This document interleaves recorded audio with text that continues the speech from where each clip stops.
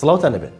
وەزیری کار و کاروباری کۆمەڵایەتی حکوومەتی هەرێمی کوردستان گۆڕانکاریەک لە لیستی موچەی ئەم مانگە ئاشکرا دەکات. هاوکات ڕاشی دەگەێنێت سرەڕای گەڕانەوەی موچەی ئەو 13,000 کەم ئەندامی کە بەردرابوو ناوی 14,000 کەم ئەندامی دیکەش تۆمارکراون.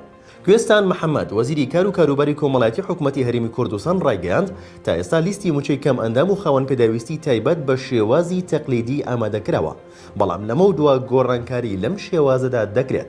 دەژڵێت بەرنامەی داتەبەیسی موچەی کەم ئەندامان بە هاوبەشی لەگەڵ وەزارەتی دارایی دروست دەکرێت. لە کاتی جێبەجێبوونی ئەم بەرنمەیەدا لە ڕێگەی ئۆنلاینەوە لیستی موچە دەچێتە وەزارەتی دارایی و لەوێەوە بۆ بانکەکان.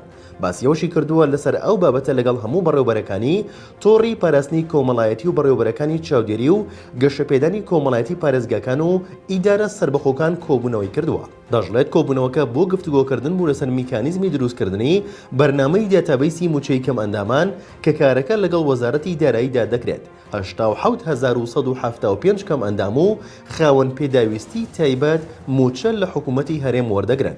کوێستان محەممەد وەزیری کار و کاروباری کۆمەڵایەتی حکوومەتی هەرێم ئاشکراشی کردووە سرەڕای گەڕانەوەی موچەی ئەو 13,000 کەم ئەندامی کە بڕابوو ناوی 14,000 خاوەن پێداویستی تریش تۆمارکراون و لە قۆناغی پشکنیندان.